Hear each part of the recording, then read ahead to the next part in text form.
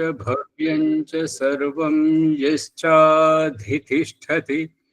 स्वर्यस्य च केवलं तस्मै ज्येष्ठाय ब्रह्मणे नमः।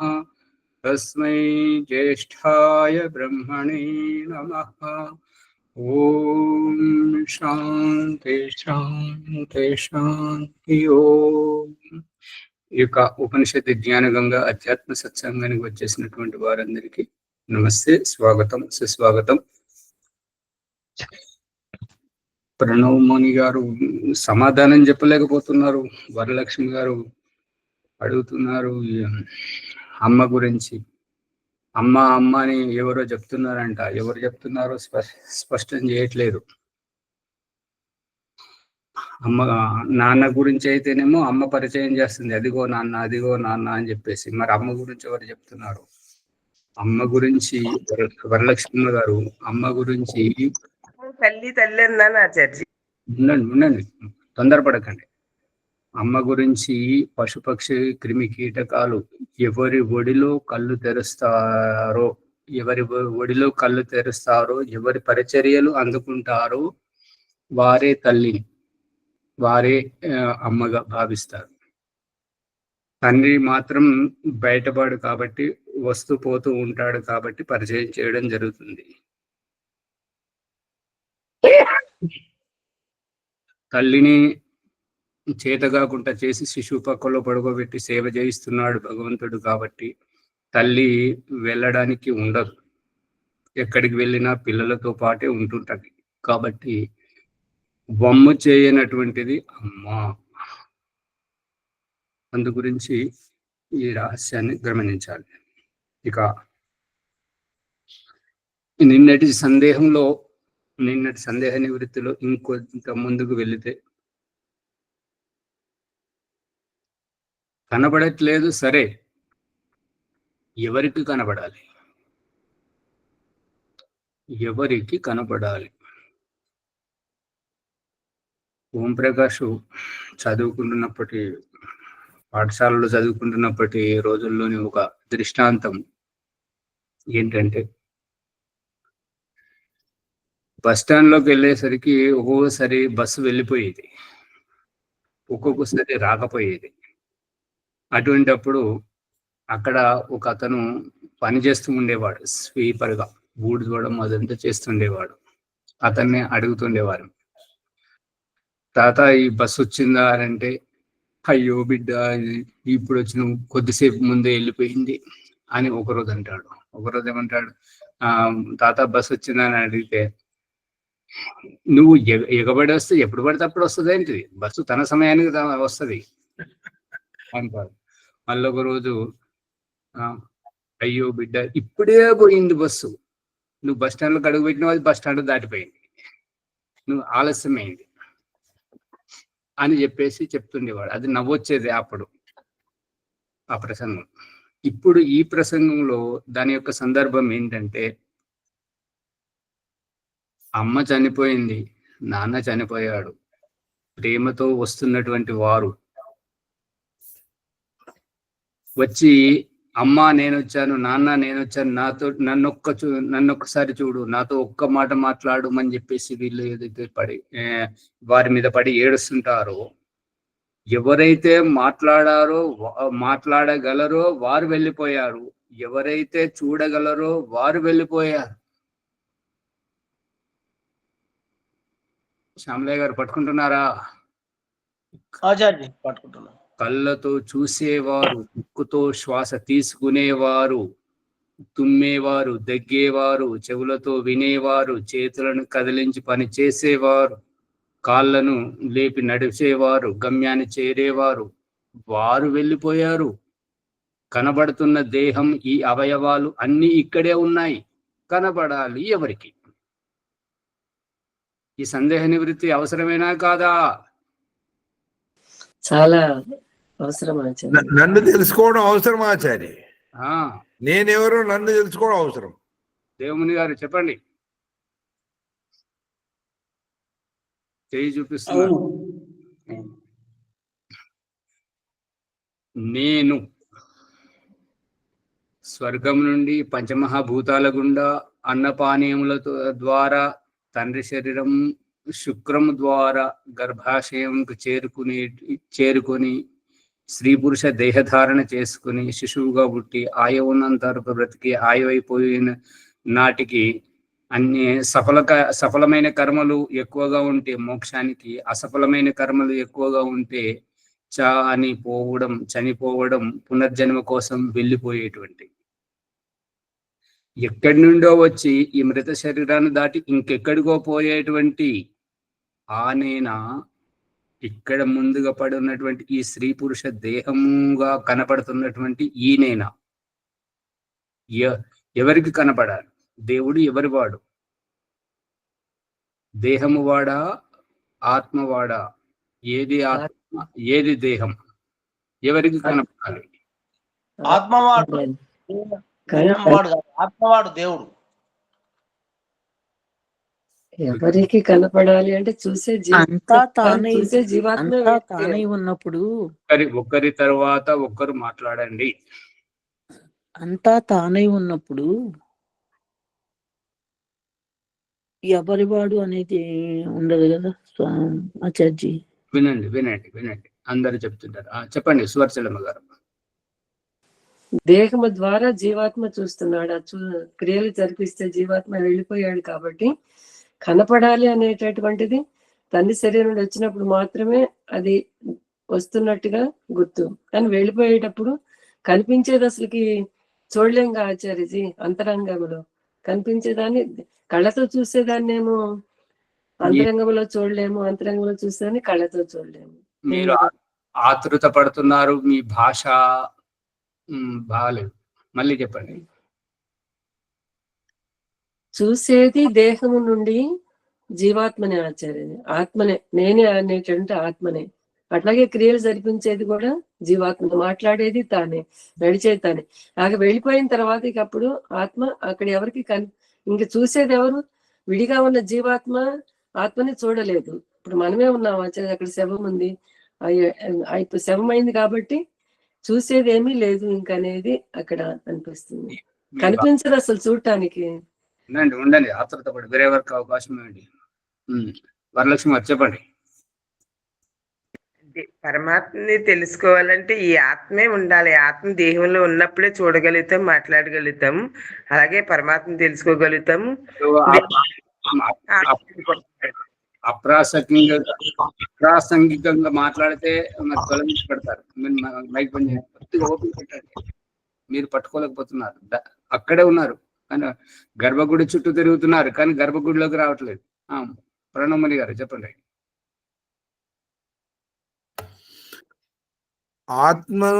ఆత్మకి అవసరం తెలుసుకోవడం. ప్రకృతి జడం కాబట్టి ప్రకృతికి అవసరం లేదు. పుష్పమ్మ గారు.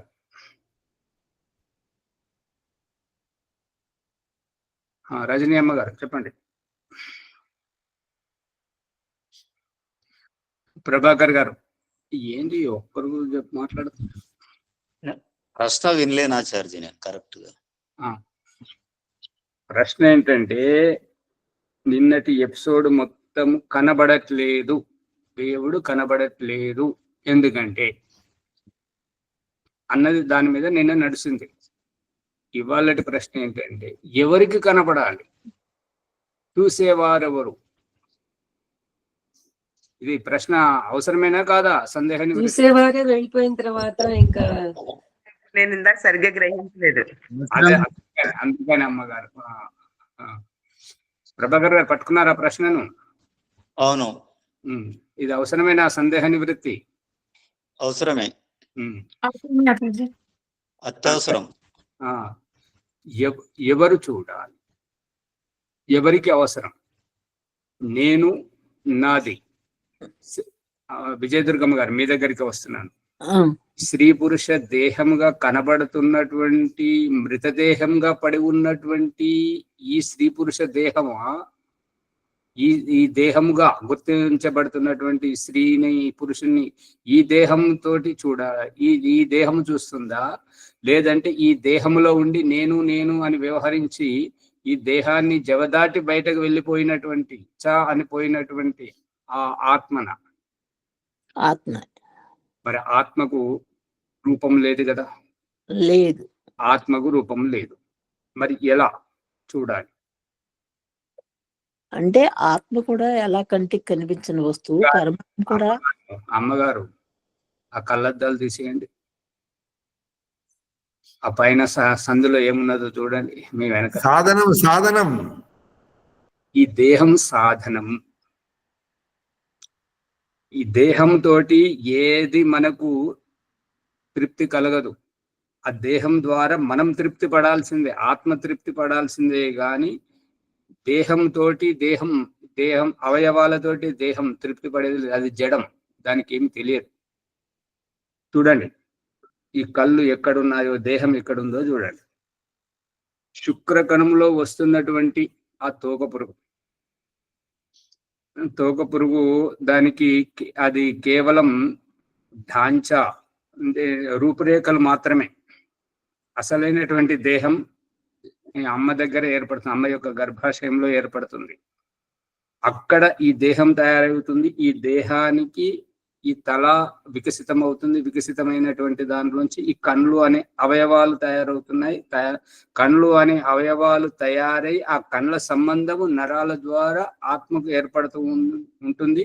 కాబట్టి ఈ యొక్క రథము నడిపేటువంటి వారు, ఎద్దుల బండి గాని నాగలి గాని ఇవి నడిపేటువంటి వారు, ఆ యొక్క ఎద్దులు గుర్రముల యొక్క ఆ కళ్యాలు, ఎద్దుల యొక్క పగ్గాలు పట్టుకున్నట్టుగా ఈ యొక్క కంటి నరాలు, ఈ యొక్క మస్తిష్కం మధ్యలో ఉన్నటువంటి ఆ యొక్క ఆత్మకు అందిస్తున్నట్టుగా ఇదివరకు చిత్రాలు పెట్టాను. ఓం ప్రకాష్ చూపించాడు ఆధ్యాత్మిక దర్శనంలో. చూసారా లేదా, మర్చిపోయారా? చూసాం ఆచార్య. అది రహస్యం. వాటి ద్వారా ఈ కళ్ళకు అద్దాలు పెట్టుకున్నప్పుడు అద్దాలు చూస్తున్నాయా, అద్దాలలోంచి నేను చూస్తున్నానా? అద్దాలలోంచి నేను చూస్తున్నాను. మరి చెవుల మిషన్ పెట్టుకున్నప్పుడు మిషన్ వింటుందా, ఆ మిషన్ ద్వారా నేను వింటున్నానా? నేనే. మరి కాళ్ళకు చెప్పులు వేసుకున్నప్పుడు చెప్పులు నడుస్తున్నాయా, చెప్పులను వేసుకొని నేను నడుస్తున్నానా? నేనే. చెప్పులు వేసుకుని దేహంతో నేనే నడుస్తున్నాను. మరి అలాంటప్పుడు ఈ దేవుడు ప్రసంగంలో దేవుడు ఎవరి వాడు? కళ్ళవాడా, నావాడా? నావాడు. నావాడు కాబట్టి వాడు కళ్ళకు కనబడడు కాబట్టి అందుకే నేను కళ్ళు మూసుకుంటున్నాను. ప్రతి మత సంప్రదాయంలో కళ్ళు మూసుకోవడం దీని గురించి. అక్కడక్కడ మీకు కనబడతారు కొంతమంది కళ్ళు మూసుకోకూడదు కనబడడు కాబట్టి అనుభవపేతంగా తెలుసుకోవడం. అనుభవం కాదు, కళ్ళతో చూడు కళ్ళు మూసుకోకని చెప్పేసి కళ్ళు తెరిపిస్తుంటారు. వాళ్ళకి చెప్పండి ఈ రహస్యాన్ని. కళ్ళు ఎవరివి? ఆత్మకు కళ్ళు లేవు కదా, దేహానికి కళ్ళు ఉన్నాయి కదా. మరి ఆత్మకు కళ్ళు ఉంటే గుడ్డివాడు అని చెప్పేసి తిట్లబడడం, దేవుడు తిట్టిస్తున్నాడు కదా. ఒరే గుడ్డివాడ, కళ్ళు కనబడతలేవా నీకు? కళ్ళు కనబడతలేవా అని చెప్పేసి తిట్టిపిస్తున్నాడు కదా దేవుడు. ఈ దేహం నాది, ఈ దేహంలో ఉన్న అవయవాలు నావి కనుక నేనే. అందుకని వస్తుంది అమ్మగారు సమాధానం మీకు. విజయదుర్గమ్మ గారు సమాధానం వస్తుందా? వస్తుందండి. అందుకని ఈ దేహముతోటి చూడడం, దేహంతోటి వినడం, దేహంతోటి మాట్లాడడం, దేహంతోటి పనిచేయడం, దేహంతోటి గంతవ్యానికి వెళ్ళడం రావడం, అన్నపానీయాలతో తృప్తి పడడం, మలమూత్రాలను విసర్జన చేయడం, పడుకోవడం, లేవడం, దేహము ఒక మాధ్యమము. దేహము లేకపోతే నేనేమి చెయ్యలేను. దేహం మీద ఆధారపడి ఉన్నాను, ప్రకృతి మీద ఆధారపడి ఉన్నాను. అందుకని ఆచార్య ఇప్పుడు ఫోన్ లేకపోతే మీతో మాట్లాడే వాళ్ళం కాదు, అంతే. ఫోన్ కాదు, కరోనాకు మొక్కుకోండి, దేవుడాన్ని మొక్కండి. కరోనా వల్లనే ఇదంతా అయ్యింది. అవును ఆచార్య, నిజమే.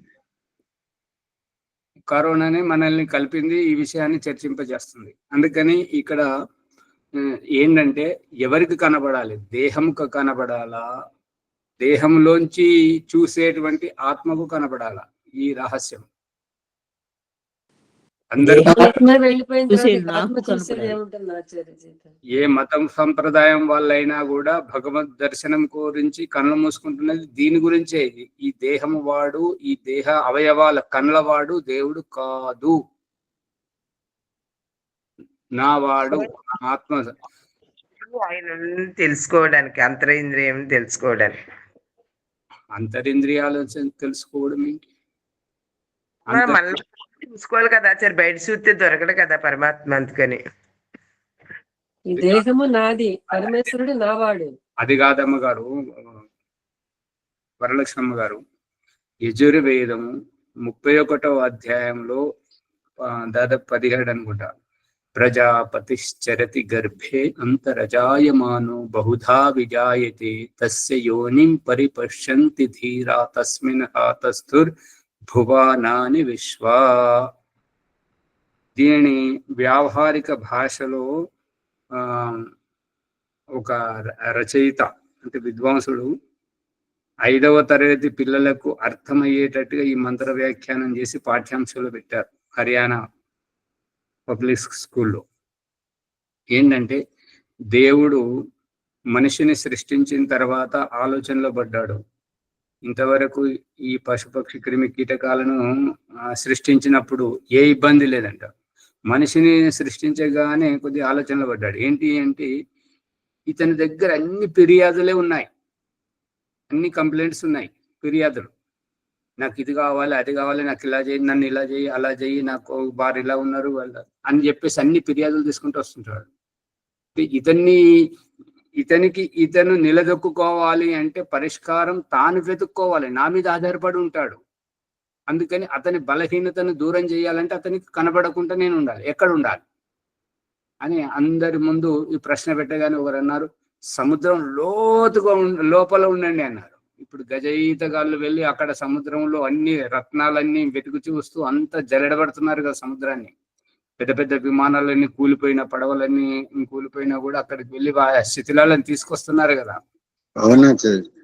ఇంకొకరు ఏమన్నారంటే, చాలా పైన ఆకాశంలో ఉండండి అన్నారు. ఎంత పైకి పోయినా కూడా అన్ని గ్రహాల పైకి వెళ్తున్నారు. ఇప్పుడు సూర్యుని పైకి కూడా పోయి వస్తున్నారు కదా, మరి ఇంకెక్కడ పోవాలి అంటే ఒకరంటారు భూమి లోపల ఉండండి అండి. భూమి లోపలే ఉన్నది. అంత చైనా వాడు ఎంత కసితోటి భూమిని అంతా ఆరుపారయ్యేటట్టుగా పెద్ద భొయారం చేసి మొన్న వర్షాలకు చాలా ప్రకృతి వైపరీత్యాలకు కారణమయ్యాడు కదా, అందరికి తెలిసిన విషయమే కదా. ఈ బిగ్ బ్యాంగ్ అని చెప్పేసి ఒకటి వచ్చింది కదా, మొన్న జరిగింది కదా, మర్చిపోయారు అప్పుడే టీవీలలో పేపర్లలో జరిగిందా? మరి అవన్నీ రహస్యాలు. మరి ఎక్కడ ఉండాలంటే ఒక అతను ఏమన్నాడంటే, ఇక నువ్వు ఇతనికి బయట, ఈ మనుషునికి బయట నువ్వు ఎక్కడున్నా కూడా నేను వెంటాడి పట్టుకుంటాడు ఇతడు. అందు గురించి నువ్వు ఇతని లోపలే ఉండు. వరలక్ష్మమ్మ గారు వచ్చిందా?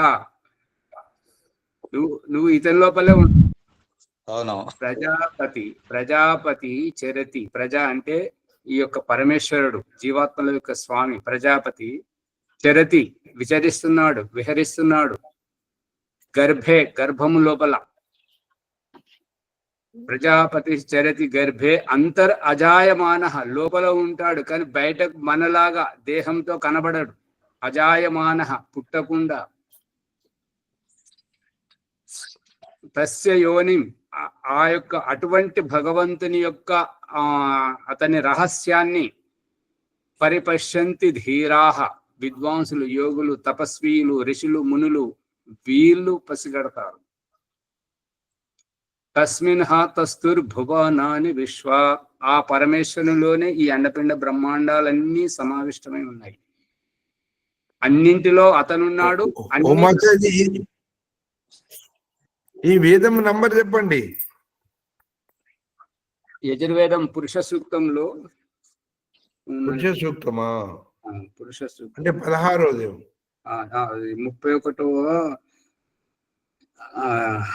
31వ అధ్యాయము, అది 19వ మంత్రం చూడండి. త్వరకాచార్య చెప్పారు, ఇది 3వసారి 2వసారి వస్తుంది ప్రవచనం. ఇది విన్నా. దేవమణి గారు చెయ్యి చూపిస్తున్నారు. ఈ రకంగా భగవంతుడు ఉన్నాం కానీ గ్రహించలేదు, దాన్ని పట్టుకోలేకపోయాం. మళ్ళీ అందుకే మైక్ అందరు ఆన్ లో పెడితే కుయ్యి కుయ్యమనుకుంటే రికార్డ్ అవుతాయి, వినేవారికి ఇబ్బంది కలుగుతుంది. మాట్లాడేవారు మాత్రమే మైక్ ఆన్ లో పెట్టండి. దేవమణి గారు చెప్పండి. మైక్ బంద్ చేయండి, చెయ్యి కూడా తీసేయండి. ఈ రూపకంగా భగవంతుడు కంటికి కనబడేవాడు కాదు. కంటికి కనబడే ఈ కన్ను అనేటువంటిది దేహం యొక్క అవయవము. దేహము ప్రకృతి యొక్క వికృతి. ఈ ప్రకృతి మీద భగవంతుడు ఆశ్రయించి ఉన్నాడు. కాబట్టి ఈ ప్రకృతికి భగవంతుడు కనబడడు. ప్రకృతి అంటే ఈ స్థూల రూపానికి కనబడడు. సూక్ష్మ రూపానికి, ఆత్మతత్వానికి తెలుసు, ఆత్మకే పరిమితము. అందుకని ఈ కళ్ళు మూసుకోవడం అనేటువంటిది జరుగుతుంటది. ఇంకా మన ప్రసంగంలోకి వెళ్తే బృహదారణ్యకోపనిషత్తు 4వ అధ్యాయము 4వ బ్రాహ్మణం. బాలరాజు గారు పట్టుకుంటున్నారా లేదా?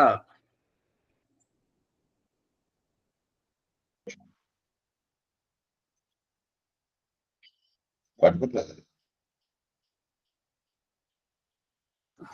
15వది అయిపోయింది, ఇప్పుడు 16వది చూడండి. యస్మాత్ అర్వాక్ సంవత్సరో అహోభిః పరివర్తతే తద్దేవా జ్యోతిషాం జ్యోతిరాయుర్ ఉపాసతే అమృతం. ఇక యస్మాత్ దేని వల్లనైతే అర్వాక్ సంవత్సరో అహోభిః పరివర్తతే. ఈ యొక్క సంవత్సరం అంటే కాలం అనేటువంటిది ఈ యొక్క క్షణం నుంచి రాత్రింబవళ్ళు, దినరాత్రులు, ఈ యొక్క సంవత్సరం, ఉత్తరాయణ, దక్షిణాయనం, ఈ కాలంతోటి అహోభిః, అంటే దినం, అహోభిః అంటే దినరాత్రులతోటి పరివర్తనం చెందుతున్నటువంటి దీంట్లో తద్ దేవా, ఆ యొక్క తద్ అంటే ఆ విధమైనటువంటి పరిస్థితిలో, దేవ అంటే విద్వాంసులు, దేవో వై విద్వాంస, జ్యోతిషాం జ్యోతి, ఈ జ్యోతి ఏవైతే జూ స్థానంలో సూర్యచంద్ర నక్షత్రాలు ఏవైతే ప్రకాశిస్తున్నాయో ఆ ప్రకాశించే వాటికి ప్రకాశమును అందజేస్తున్నటువంటి జ్యోతి జ్యోతిరాయు జ్యోతిరాయు ఉపాసతే అమృతం. ఈ యొక్క ఈ జ్యోతులనిచ్చేటువంటి సూర్యచంద్ర నక్షత్రాలు మనకి ఏవైతే జ్యోతినిస్తున్నాయో వాటికి జ్యోతినిచ్చేటువంటి ఆ పరమేశ్వరుని ఎవరైతే ఉపాసిస్తుంటారో వారు అమృతం, వారికి ఇక చావు లేదు. యస్మించ పంచజన ఆకాశశ్చ ప్రతిష్ఠితః. ఎందులోనైతే పంచజన ఆకాశశ్చ ప్రతిష్ఠితాః, ఈ యొక్క పంచ తన్మాత్రలు, పంచ మహాభూతములు, ఈ యొక్క ఆకాశం ఏవైతే ప్రతిష్ఠితమై ఉన్నాయో, ఏ పరమేశ్వరులోనైతే ఈ పంచ తన్మాత్రలు, సూక్ష్మభూతాలు, పంచస్థూల భూతాలు ఏవైతే అతనిలో విద్యమానమై ఉన్నాయో తమేవ మన్యం ఆత్మానం. ఇంకా ఈ యొక్క బ్రహ్మాండములోనేమో పరమేశ్వరులో ఉన్నాయి, పిండములోనేమో ఈ యొక్క ఋగ్వేదము 10వ మండలము 160 నుంచి 70-75 సూక్తముల వరకు ఉన్నటువంటి రహస్యాన్ని కపిల మహర్షి సూత్రం ద్వారా అభివర్ణించాడు. ఆ సూత్రం ద్వారా అభివర్ణించినటువంటి రహస్యమునే దయానంద సరస్వతి సత్యార్థ ప్రకాశం 8వ సముల్లాసం సృష్టి విద్యా ప్రకరణం ఆరంభంలో ఈ సూత్రాన్ని చెప్తుంటాడు. సత్వ రజస్తమసాం సామ్యావస్థ ప్రకృతేర్మహాన్ మహతోరహంకారః అహంకారాత్ పంచ తన్మాత్రాని ఉభయం ఇంద్రియం మనః. ఈ మనః వరకు అంత ఇది ఈ బేసిక్ జడం, దీంట్లో చేతనం లేదు. ఈ మనస్సు తర్వాత పురుష అని చెప్పేసి చేతనం గురించి చెప్తున్నప్పుడు ఆ చేతనానికి, ఆ పురుష తత్వానికి దయానంద సరస్వతి వ్యాఖ్యానం చేస్తున్నాడు ఏంటంటే ఆత్మ పరమాత్మశ్చే, ఆత్మ పరమాత్మ రెండు ఉన్నాయని చెప్పేసి వ్యాఖ్యానం చేశాడు సత్యార్థ ప్రకాశంలో చూడాలి. ఆ రూపకంగా ఉన్నటువంటి ఈ యొక్క కాల క్రమేణా ఇంద్రియాలను జయించుకుంటూ మనస్సును వశపరుచుకున్నటువంటి ఆత్మగానే ఉంటుంటది. కాబట్టి అప్పుడు మోక్షం. ఎప్పుడైతే ఆత్మ గుణములను కొల్లగొట్టుకున్నదో అప్పుడే ఈ యొక్క సుఖ దుఃఖముల పట్ల ఆసక్తి పెరుగుతూ ఉంటుంటది. అప్పుడే ఈ జన్మ జరా మరణ బంధనములోకి రావడానికి ఇష్టపడుతుంటది. అప్పుడే ఈ జన్మ నుంచి ఆ జన్మకు, ఆ జన్మ నుంచి ఈ జన్మకు రావడం జరుగుతుంటది అన్నమాట. ఉమాచారి యజుర్వేదంలో 10వ మండలి కదా,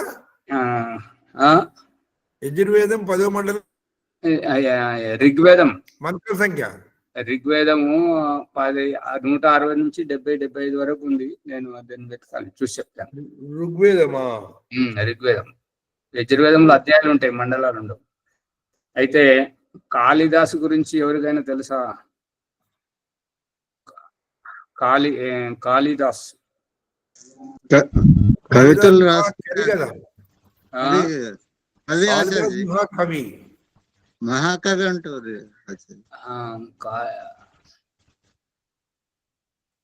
కాళిదాసు అభిజ్ఞాన శాకుంతలం పుస్తకం రాశారు. అవునవును. వారి కథ ఏంటంటే వారి భార్య అత్యంత రూపవతి. ఇక ఆమెనే తలుసుకుంటూ ఉంటుండేవాడు. ఏదో సందర్భంలో పుట్టింటికి వెళ్ళింది. పుట్టింటికి వెళితే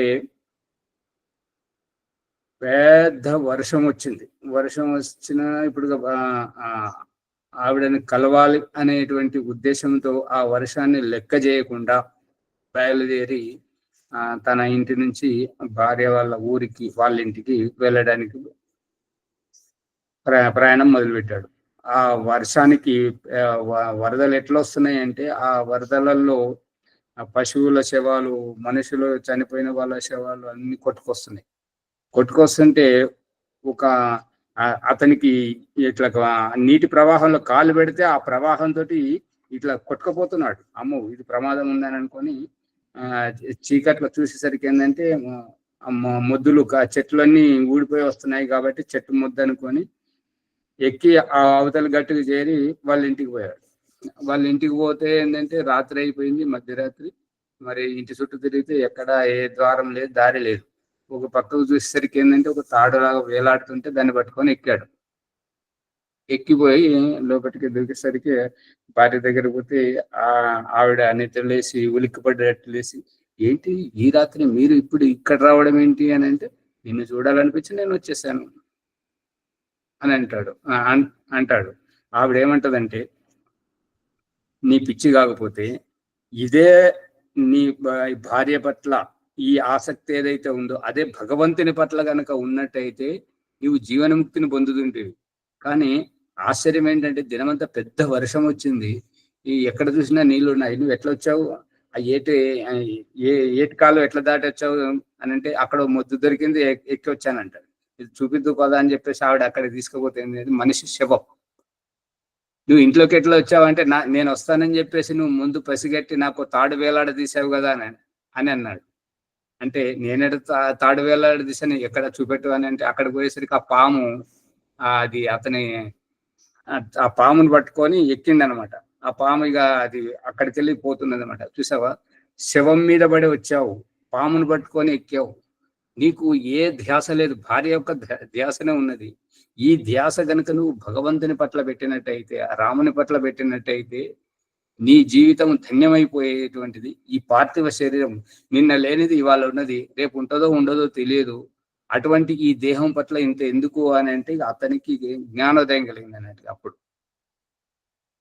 ఇంకప్పుడు తన భార్య వైపు నుంచి దృష్టి మళ్లించి భగవంతుని పట్ల ఉపాసకుడైపోయి కాళీ ఉపాసన చేసి అట్లా అడిగిపోయారు. అదే చెప్తున్నాడు అనమాట. ఇక్కడ ఏంటంటే ఈ పంచ జనా ఆకాశశ్చ ప్రతిష్ఠిత, ఈ యొక్క పంచజన జీవాత్మలో ఏవైతే పంచేంద్రియాలు ఉన్నాయో ఈ యొక్క ఆ ఇంద్రియాలు అన్ని సూక్ష్మ శరీరం ద్వారా ఈ యొక్క జీవాత్మతో పాటు ఉండి ఈ జన్మ నుంచి ఇంకొక జన్మకు, ఈ దేహం నుంచి ఇంకొక దేహానికి వెళ్ళడానికి మార్గమధ్యము ఈ యొక్క సాధనాలు. ఆ రూపకంగా ఇవి ఇంద్రియాల వశీభూతమై ఇంద్రుడు కొట్టుకుపోతున్నటువంటి వైనం. కొట్టుకపోవడం అంటే ఇంద్రియాలు ఎటు తీసుకెళ్తే అటే. ప్రాణం వదిలే సమయానికి చూడాలని అనుకున్నప్పుడు కళ్ళు విప్పారబెట్టిపోతున్నప్పుడు ఆ కళ్ళు ఎటు తీసుకపోతే, ఏ రూపం వైపు తీసుకెళ్తే అక్కడే పోతాడు. ఇప్పుడు తినాలని అనుకున్నప్పుడు తిండి దొరకకపోతే మళ్ళీ ఆ నోరు తెరిసిపోతుంటాడు. ఇక అక్కడ ఏ జన్మలో పుట్టినా కూడా అక్కడ తినడం, ఏ దొరికితే తినడం, ఎప్పుడు పడితే అప్పుడు తినడం, ఆ రకంగా ఉండడం. ఈ రకంగా పంచమభూతాలతోటి వశీభూతుడై ఉన్నప్పుడు పునర్జన్మ కోసం వెళ్ళడం జరుగుతుంటది. ఎప్పుడైతే ఇంద్రియాలు నావి, నేను ఇంద్రియాల వెంట పడకూడదు, ఇంద్రియాలు నాకు అధీనంగా ఉండాలని తాను స్వామి అవుతుంటాడో అప్పటికి అతనికి పునర్జన్మ అనేటువంటిది దొరకదు. అతడికి ఇక భగవంతుని యొక్క సాన్నిధ్యం ప్రాప్తిస్తుంటుంటది, జీవన్ముక్తిని పొందడానికి అర్హుడవుతుంటాడు. ఎప్పుడైతే ఇంద్రియాలను అదుపులో పెట్టుకుంటాడో అప్పుడే కదా. అంతే అంతే. ఇంద్రియాలతోటి ఎంబడిపడి వెళ్ళిపోతేనేమో జీవితం కొల్లగొట్టుకుంటాడు. ఇంద్రియాలు తన అదుపులో పెట్టుకొని అడుగులు ముందుకేస్తే పరమాత్మ దర్శనం అవుతుంది. అంతే కదా ఆచార్య? అంతే అంతే. తమేవ మన్యే ఆత్మానం విద్వాన్ బ్రహ్మ అమృతో అమృతం. ఇక ఆ రకంగా తను భావించుకొని ఎప్పుడైతే ఆత్మానం విద్వాన్ మన్యే, ఇక తనను జ్ఞానవంతునిగా ఎప్పుడైతే గుర్తిస్తుంటాడో ఇక అప్పుడు బ్రహ్మ యొక్క ఉపాసనలో ఉండి అమరుడైనటువంటి నిత్య బుద్ధ ముక్త స్వభావుడైనటువంటి ఆ యొక్క పరమాత్మని యొక్క ఉపాసనలో, అతని యొక్క జ్ఞానంలో ఎప్పుడైతే ఉంటాడో జీవాత్మ, అప్పుడు తాను సైతం అమృతం, తాను కూడా అమరుడైపోతుంటాడు. ఈ ఇంద్రియాలను జయించినప్పుడు ఇంద్రియాలతో పని లేదని చెప్పేసి ఇంద్రియాలను జయించి ఇంద్రజీతుడై ఈ పరమాత్మని యొక్క సాన్నిధ్యానికి చేరుకొని స్వర్గంలో ఉన్నప్పుడు అక్కడ ఇంద్రియాల యొక్క అవసరం లేదు.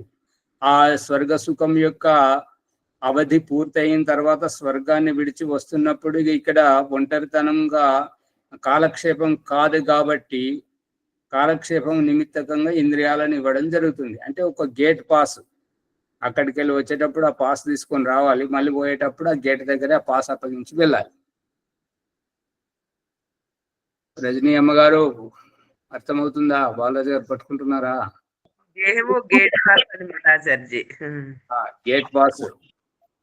గేట్ పాస్ ఏంటంటే ఇంద్రియాలు, అంటే ఇక్కడ సారాంశం ఏంటంటే ఇవాళ ఇటు సందేహ నివృత్తిలో ఎవరికి కనబడాలి దేవుడు, ఇంద్రియాలక ఇంద్రునిక?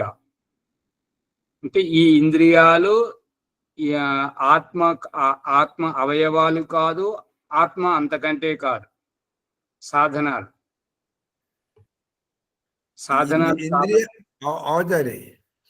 ఇంద్రియాలు ఇంద్రజీతుడికి కనబడాలి.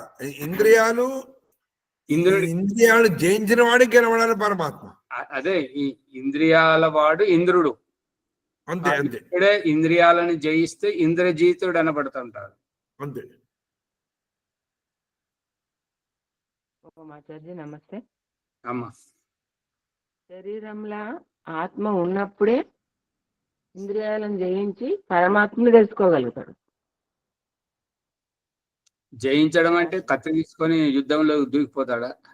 లేదా అది కాదు, అదుపులో పెట్టుకోవడం. ఇంద్రియాల ద్వారా కాకుండా ఆత్మసాక్షాత్కారం చేసుకోవడము ఆత్మకు అవసరం. ఇప్పుడు ఈ బాలరాజు గారికి వచ్చిన సమస్య, శ్రీనివాస్ గారికి వచ్చిన సమస్య ఇదే. ఇప్పుడు రాజమణ్యమ్మ గారు తీసుకొచ్చారు ఆత్మ సాక్షాత్కారం చేసుకోండి. ఎవరు చేసుకుంటారు? ఆత్మ సాక్షాత్కారం అంటే నేను ఈ దేహం కాదు, నేను చెప్పండి. మరి మీరు మాట్లాడితే నేను మాట్లాడితే ఎవరైనా ఒకరు మాట్లాడాలి. మైక్ బంద్ చేయండి ఇప్పుడు మీ గారు. ఈ యొక్క నేను ఈ దేహమును కాదు, నేను ఈ ఇంద్రియాలను కాదు, ఈ సుఖ దుఃఖాలు నేను కాదు, ఈ యొక్క ప్రకృతి ఈ ఆకర్షణ నేను కాదు, నేను కేవలం ఆత్మ మాత్రం, నేను స్వామిని, ఈ ఇంద్రియాలు నాకు సాధనం, ఈ దేహము నాకు సాధనం అనేటువంటిది ఎప్పుడైతే తెలుసుకొని దేహాతీతమైనటువంటి అనుభూతిని దేహి దేహం దేహి దేహం దేహి, ఈ దేహాన్ని వదిలిపెట్టిపోతున్నావా? దయానంద సరస్సు చెప్తున్నాడు, హే ప్రభు మైతో చలా అబ్ తూ హీ తూ రహ్, ఓ భగవంతుడా ఇక నీవే, నీవు నీ సృష్టిలో నీవే నీవుండు, నేను వెళ్ళిపోతున్నాను. దేహం దేహాన్ని వదిలిపోతుంది. వెళ్ళిపోయినటువంటి చేతనం వల్ల, చేతనం వెళ్ళిపోయినందువల్ల దేహం జడమైపోయింది, కథలు లేకుండా ఉండిపోయింది, నాశనం అవుతుంది, అందుకే కుళ్ళిపోతుంది. ఆ కుళ్ళిపోయే కంటే ముందే సంస్కారం, అంత్యక్రియలు చేయడం. దేహం దేహి, దేహానికి రోగం ఎవరికి వచ్చింది? రాడు ఎవరికి వేశారు? నాకు రాడేశారని ఎవరంటున్నారు? విజయదుర్గమ్మ గారు తొందరగా చెప్పండి. నేను నేను రాడేశారా? ఓ అది ఆత్మ సాక్షాత్కారం అంటే ఇదే సాక్షాత్కారం కదా.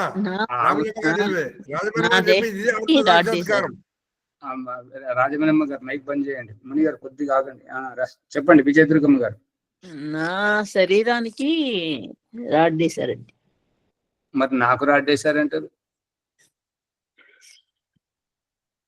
రాడ్డు మీలో పడుతుందా? లేదు, పొరపాటు అది. మరి నా కాలుకి రాడ్డే. అంటే కాలుకి, దాంట్లో కాలు నిలబడడానికి, కాలు నడవడానికి, దానికి సహకరించడానికి రాడేశారు. కానీ నాలో రాడేయడం ఏంటి? నాకు రూపమే లేదు, రాడ్డుకు రూపం ఉంది, నాకు రూపమే లేదు. మరి రాడ్డును నాలో దించడం అంటే నేను ఇంకా రాడ్డు కంటే పెద్దగా ఉండాలి కదా. మాట్లాడటం పొరపాటు. అది రోగం ఎవరికి వచ్చింది చెప్పండి? దేహానికి. నా దేహానికి. ఇప్పుడు మందులు ఎవరికి ఇస్తున్నారు? దేహానికి ఇస్తున్నారా? నేను వేసుకుంటున్నాను. నాకు మందులు తీసుకురండి. నాకు దేహానికి మందులు, దేహానికి మరి నా మందులు వేసుకున్నారా? మీరు మందులు వేసుకోండి అని చెప్పేవాళ్ళు కూడా అంటుంటారు. సమయం పరిగెడుతుంది, మునిగారు చేతులు ఎత్తేస్తే. వాడుక పదం అయిపోయింది కాబట్టి నాకు నాకు నాకు, అంతేగాని అది కాదు. నాకు అనేది ఆత్మ, నేను అనేది ఆత్మతత్వమే. దీని మీద చెప్పండి ప్రభాకర్ గారు, చెప్పండి. దేహ భ్రాంతిలో ఉండడం వల్ల అలా అలవాటు పడిపోయినాం అంతా. అది దీని మీద ఇంకా లోతుగా ఆలోచించండి. దేహం ఏంటి, దేహి ఏంటి, రోగం ఎవరికి, ఈ ఆపరేషన్ల ఎవరికి, ఈ రాడ్లు వేయడం, కట్లు కట్టడం ఎవరికి, ఆకలేసేది ఎవరికి, తినేది ఎవరు, తినిపిస్తున్నది ఎవరు, తృప్తి ఎవరు పడుతున్నారు? దీని మీద ఇంకా లోతుగా రావాలి. లోతుగా వస్తేనే అప్పుడు రాజమణమ్మ గారి ప్రశ్నకు సమాధానం, ఆత్మ సాక్షాత్కారం అవుతుంది. సాధనాపరమైన పనిముట్టు అది అవసరమేనా?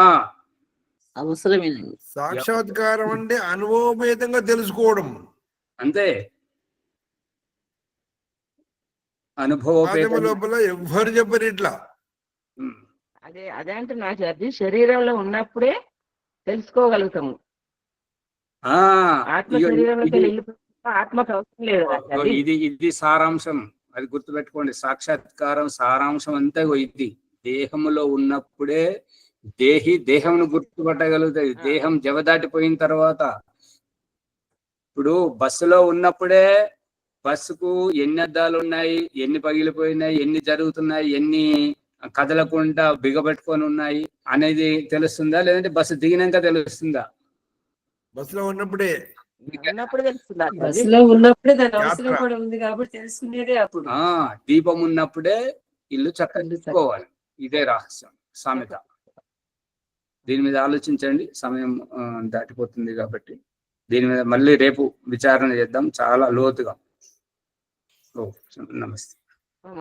నేను ఇవాళ కామారెడ్డి గురుకులానికి వెళ్తున్నాను. సరే. ఇంకెవరెవరు వెళ్తున్నారు? ఆచార్య నేను కూడా వెళ్తున్నా, వారం రోజులు సమయం ఇస్తున్నా. వెళ్ళండి ఆచార్యజీ, వెళ్తున్నాను. వెళ్ళండి వెళ్ళండి. వారి మనకు కావాలంటే వారిది ఎవరి ఆశిష్ గారిది రికార్డ్ చేసుకొని తీసుకురండి వీలైతే. అది వారు ఒక్కరే తెలిసిన వారు, కొంతవరకు తెలిసిన వారు ఉన్నారు ఈ విషయంలో. వారి తర్వాత ఈ సందీప్ గారు, అంతే. ఇక ఎవ్వరు లేరు, అంత కాలక్షేపం చేసేవారే. హిందీ చెప్తాడు ఆచార్య. అవునవును, హిందీ చెప్తారు. ఓకే ఆచార్య. హిందీ చెప్తాడు. ఓం ఆచార్య ఓం గారు ధన్యవాదములు. ఆత్మజ్ఞానము, ఆత్మజ్ఞానము ఎవరికి అవసరం అదే విషయం లోతు తెలుసుకుంటున్నాము. దేవుడు ఎవరికి కావాలా అనే విషయాన్ని కూడా అందరూ కూడా ఆలోచిస్తున్నారు. ఆలోచించాలి, సాక్షాత్కారం చేసుకోవాలి. సాక్షాత్కారం ఆత్మ అంటే నన్ను నేను తెలుసుకోవాలి. ఆత్మ సాక్షాత్కారము, ఆత్మ అనే తత్వము తనను తాను తెలుసుకున్నప్పుడు సాక్షాత్కారం అవుతుంది. అది మనం ఇక్కడ తెలుసుకుంటున్నాము. అలాగే పరమాత్మ సాక్షాత్కారం కూడా అవుతుంది.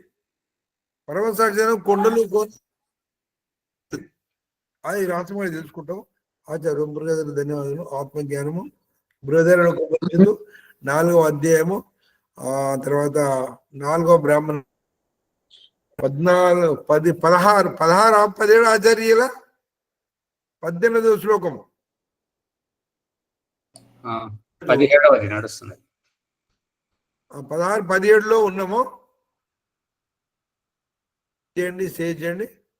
పంచమహాభూతాలు, పంచ అనే శబ్దంతో మన శరీరంలో ఉన్న ఇంద్రియాలను తెలుసుకునేది ఎవరు, ఎవరికి అవసరం, ఇంద్రియచిత్తులు ఎవరికి కావాలా అనేటువంటి మంచి జ్ఞానాన్ని ప్రసాదిస్తున్న వారికి ధన్యవాదములు.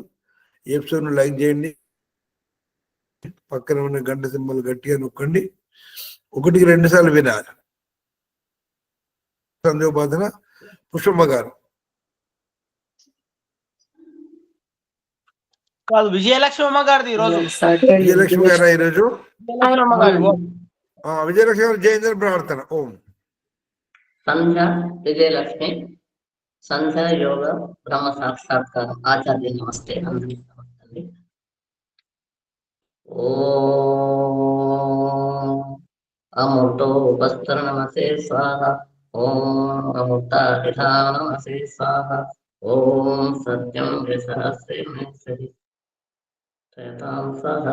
ఓం శన్నో దేవీ రవిష్టయ ఆపో భవంతు పీతే శంభో రజిస్రవంతు నః.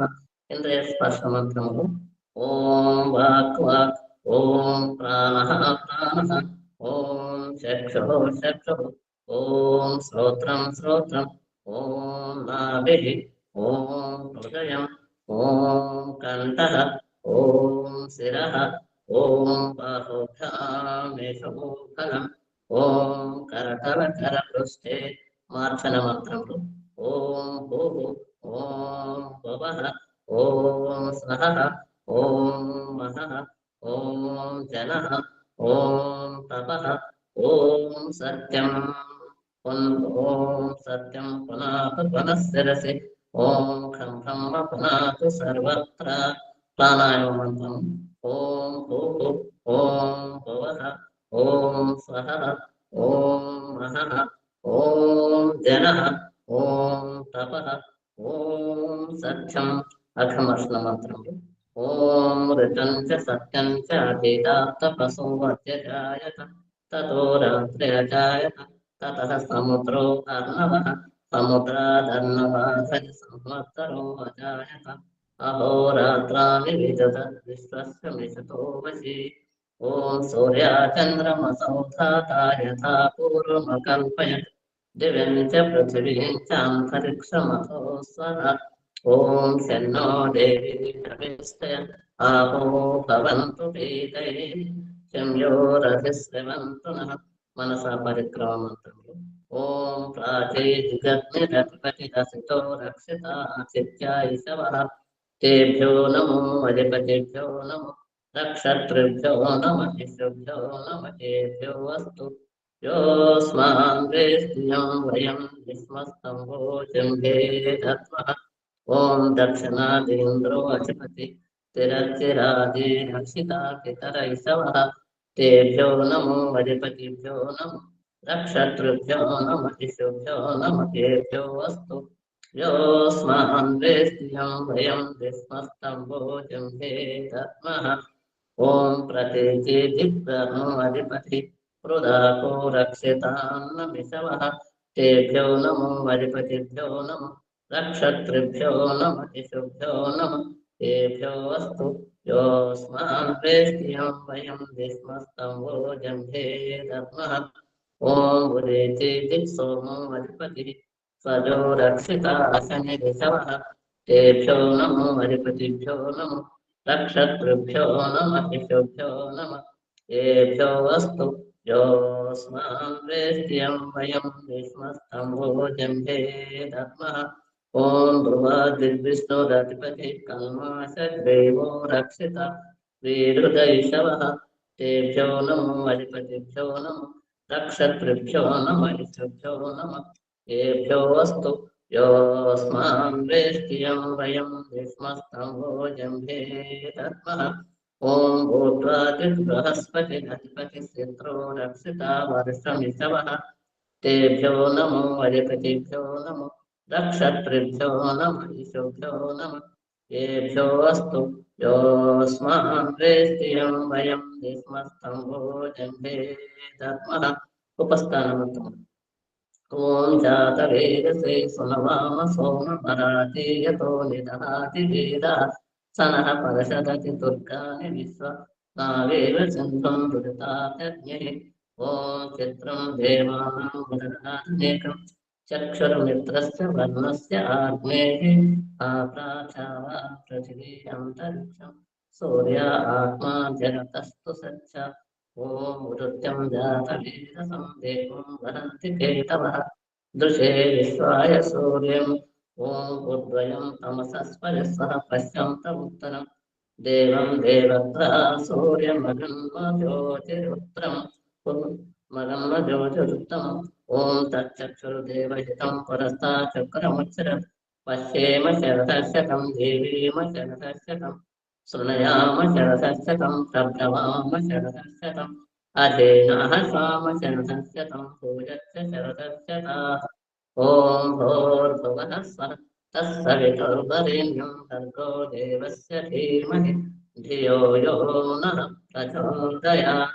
హే ఈశ్వర భయానిధి ఓ సచ్చిదానంద స్వరూప నిత్య శుద్ధ బుద్ధ ముక్త స్వభావ అజ నిరంజన నిరాకార సర్వవ్యాపక సర్వాంతర్యామి నీ దివ్యము వరేణ్యమునైన శుద్ధ విజ్ఞాన స్వరూపమును మా హృదయమున ఎల్లవెల్ల సాధ్యతగాక. మాకు సద్బుద్ధినిచ్చి సత్కర్మలను చేయునట్లు అనుగ్రహించుగాక. విద్య జ్ఞానాలను పొంది పరమ సుఖమును పొందుదుగాక. ఏ ఈశ్వర దయానిధి నీ కృప వల్ల మేము చేసిన జప ఉపాసనాది కర్మల మూలమున మాకు ధర్మార్థ కామ మోక్షములను వెంటనే సిద్ధించుగాక. నమస్కారం. ఓం నమ శంభవాయ చ మయోభవాయ చ నమ శంకరాయ చ మయస్కరాయ చ నమ శివాయ చ శివతరాయ చ. ఓం శన్నో దేవీ రవిస్తయ ఆపో భవంతు పీఠై శమ్యోరరిస్రవంతు నః. ఓం నమస్తే ఆచార్య అందరికీ నమస్తే. ఇది పాదాలు అత శాంతి పాఠ.